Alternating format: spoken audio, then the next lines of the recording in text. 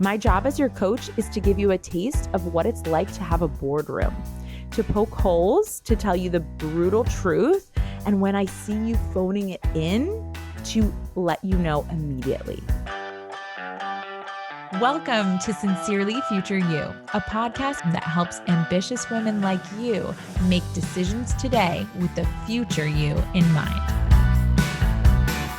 Hello, Hapsters. If you're local, you're going to want to tune in, especially to this intro, because I'm going to talk about a local business that just opened in our town called ITA Kitchen. They have a location in Bayshore, Long Island, which is kind of far from me, but I love this restaurant.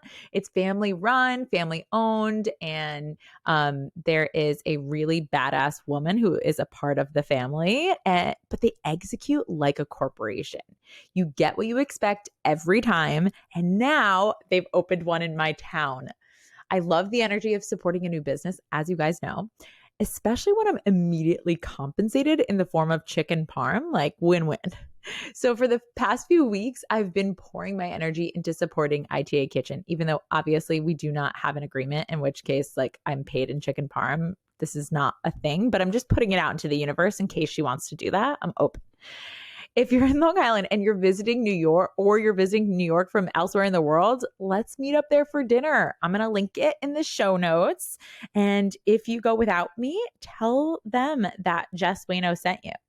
They probably are not going to know what you're talking about because most of the staff, pretty much all of the staff, does not know me by name.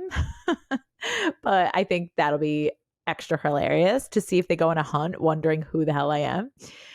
Here's your gentle shove today to spend your money and energy on a business or person who is starting something new, because they have so much failing ahead of them and learning and belief building.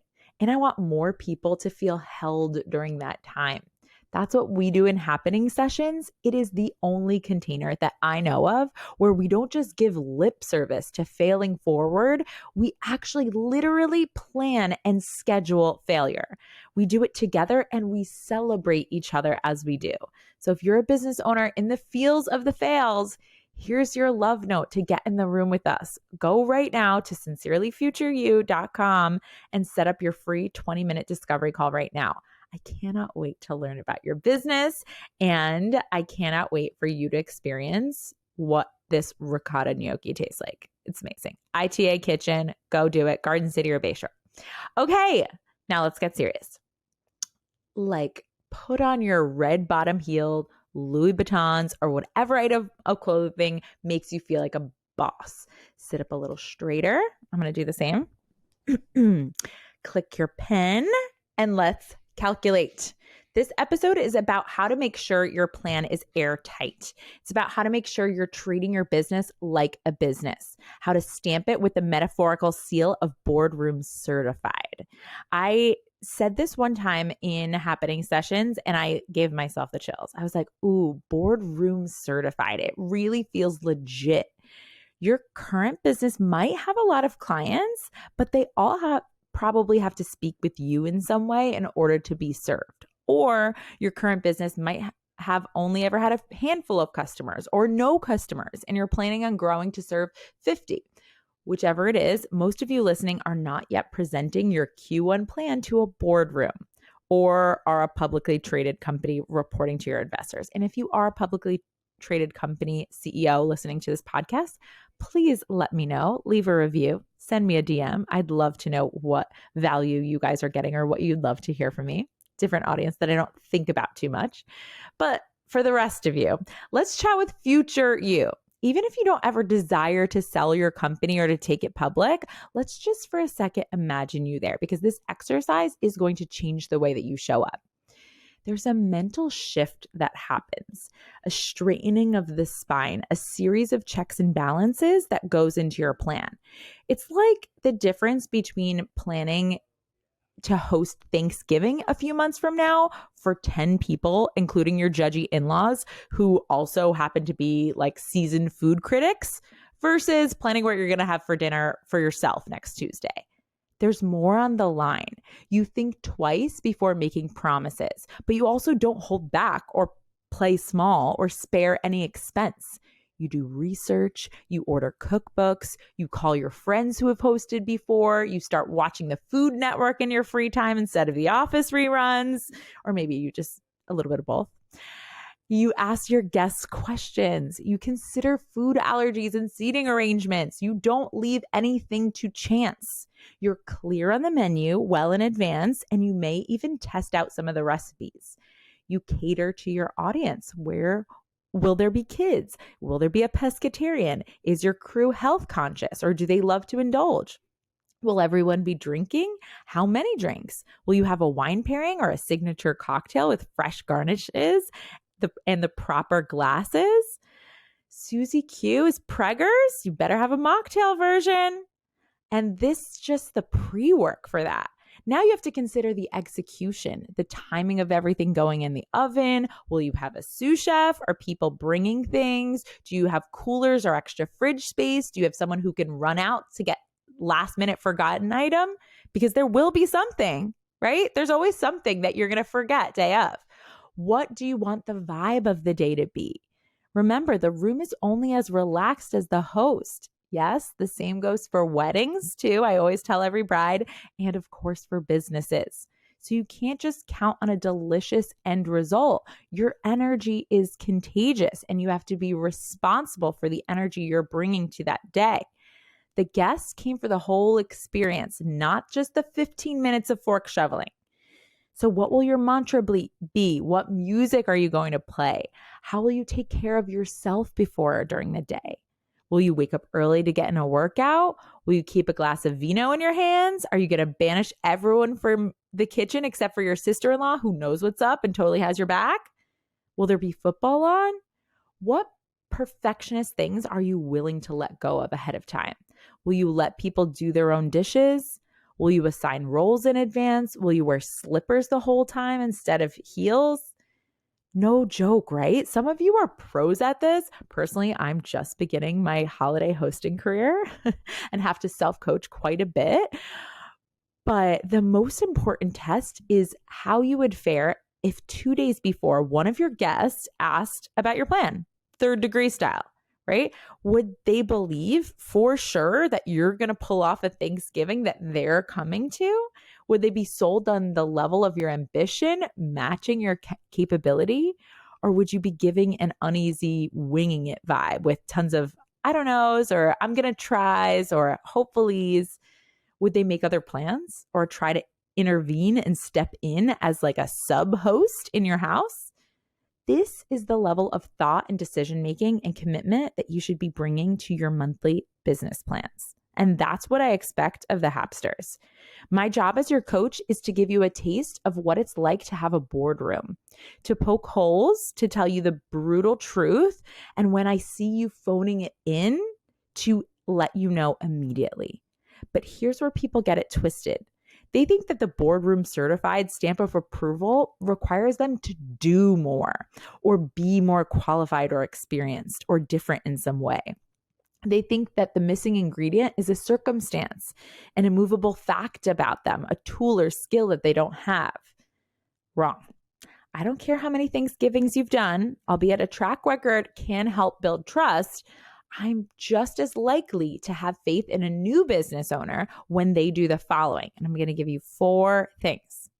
Number 1, they believe that they can do it.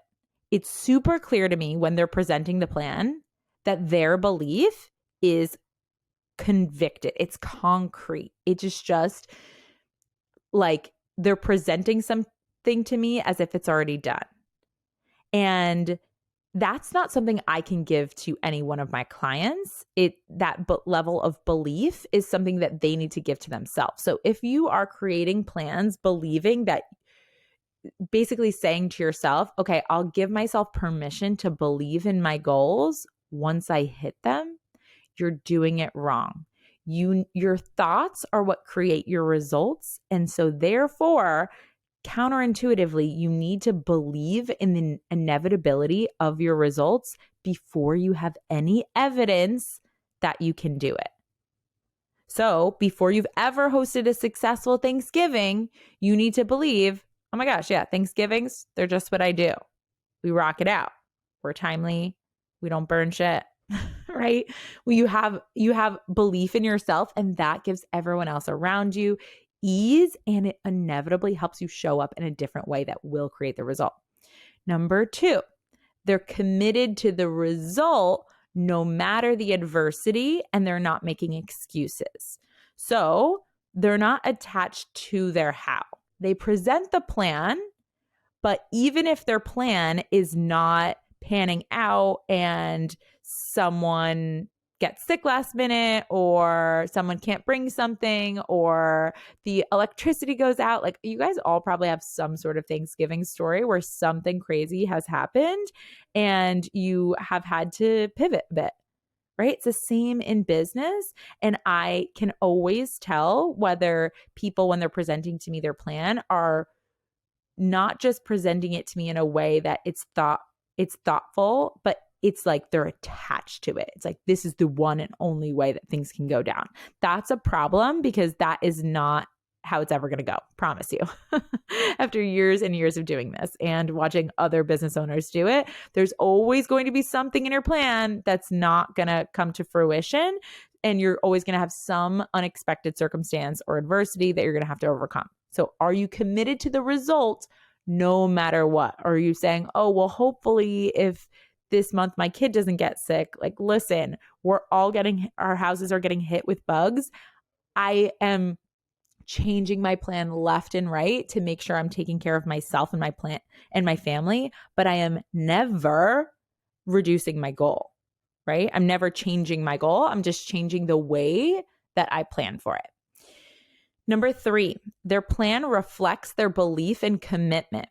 So what I mean by this is that their plan is thoughtful and it's robust.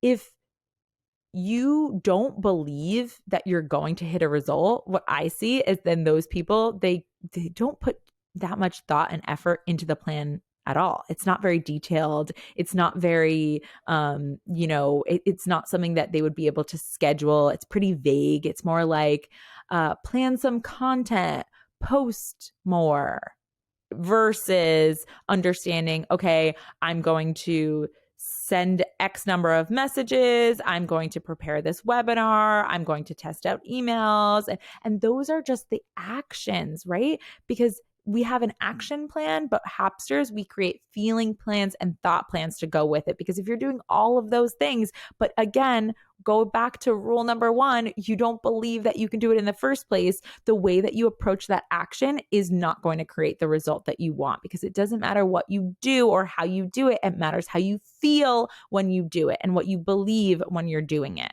Okay. So that plan, I always will immediately tell what their belief and commitment level is based on how robust and thoughtful their plan is. Now, some people still give me a robust and thoughtful plan, but they're doing it from a hustly energy, and that's a different problem. That comes from lack of belief. So we need to have both things in play. And then finally, number 4, my Boardroom certified stamp requires that they're not overly concerned with failing, because they are in it to win it no matter how many times it takes. They're open to failure. They're willing to fail. They're not scared of failure. And maybe obviously for all of us, we have a little bit of an aversion to fail. Like, it's not fun to be in the fails. I get it. It's not fun for me either, but I know that it's a part of the process. So I'm not avoiding it like the plague. And when I do fail, I feel what it feels like, but I'm never entertaining that the failure has anything to do with me as a person. It's like, oh, there was just something that I didn't quite say right in my copy to my audience. Not, oh, they must not value me. I never question my offer or myself, period. And I never question them. I'm like, something in the marketing or the selling process was just off. But other than that, everything else is solid gold. Everything else is at a level 10, right? Okay. So I'm going to recap that for you. Number 1, they believe that they can do it. Number 2, they are committed to the result, no matter the adversity, no excuses. They're going to get that goal. Number 3, Their plan reflects that belief and commitment because it's thoughtful and robust. And number 4, they're not overly concerned with failing because they're in it to win it, no matter how many times it takes. That is what it takes to create a boardroom certified plan. So after the Hapsters go through the process of completing their monthly failure collection a few times, they begin to ask themselves the high quality questions that I'm asking them. They begin to poke holes in their own plan so that by the time it gets to me, they've already thought as if they're going to present it to a boardroom. Right? They are able to anticipate obstacles and solve for them in advance. They make a habit of making decisions in advance, but more importantly, they rise to a self-concept of an advanced decision maker, someone who can adapt and overcome regardless of whether anything goes according to plan. Those are the people that I'd invest my own money in. My own money. I can think of a handful of Hapsters that I would invest my own personal money in right now if they asked. And ones that need to revisit those 4 steps before I will. But inevitably, they're all going to get there. I have zero doubt in them because it's not a talent. It's not something that you're born with. It's a skill that everybody is able to develop. And inevitably, when you have those skills, you win. The high quality question I'm going to leave you with today is, if you were seated on your own board, would you give your plan the stamp of approval? Would you bet on you? If not, why not? Start there and keep at it until you'd be willing to put your money on the line. Literally, would you bet $1,000 that you're going to reach your own goal?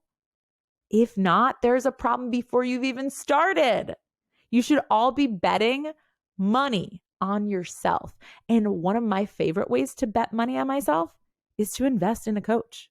Literally, I bet $25,000 on myself that I was going to make $25,000 back in 6 months in my business in profit. And I did. But before that, I was like, oh, I don't know if I could do it. And I realized that it's kind of a catch-22. Like unless I'm willing to bet on myself, I'm not going to create that result. And I'm not saying that you have to pay $25,000, right? Happening sessions is only $5,000 or $6,000, depending on how you're paying. And I think that is just such a steal because I'm so used to betting high stakes on myself. And I'm telling you, if you want to be at the level where you have a 6-figure business, a multiple 6-figure business, where you have dreams of scaling to $1 million, not all of you guys do, but if you do, you got to get started, you guys. You got to get started not in the action and the hustle. You got to get started betting on yourself. That is where the real magic happens. So Boardroom Certified is just a simple way to distill down how can you start thinking about your plan, which I was seeing a lot of people phoning it in and just creating a flimsy plan. How can you create a plan that really, come on, you're going to present this to me and what do you think I'm going to say? Am I going to give you that seal of approval? A lot of people, they knew I wasn't, but they really just wanted me to tell them what should be on it, or they wanted to borrow my belief. And this is about helping you get there without me before you even present it. Okay? That is all she wrote, Hapsters. If you love this episode, please, please, please share it with a friend. Tag me in a screenshot of you listening on Instagram or leave a review. I cannot emphasize enough how much it fuels me to keep bringing you these high quality episodes when I see the feedback loop that I'm not just talking to myself in my office, right? I would say in my pajamas, but I'm in a really cute onesie jumpsuit, but it feels like pajamas. And if you're one of those people who's sitting on the sidelines thinking working harder or for another year is going to change the level of your business, you're wasting precious time, money, and energy. The evolution of your thoughts are the only thing that brings you closer to future you. So rip the Band-Aid, join us in the March Happening Sessions class for a ticket to your high-speed rocket trip. Is that a thing? Now it is. High-speed rocket trip. Have a fabulous weekend, darling. Hey Hapsters, if you want to learn more about today's topic, head over to whatshappening.com/podcast. That's what's happening, WHATSHAPPYNING.com/podcast. If you're a business owner and you're resonating with what we talk about here, what are you even doing? Come hang out with me over where the party's at on Instagram at What's Happening WJess. Again, that's happy, HAPPYNING, and book a discovery call to see if coaching is your next best step.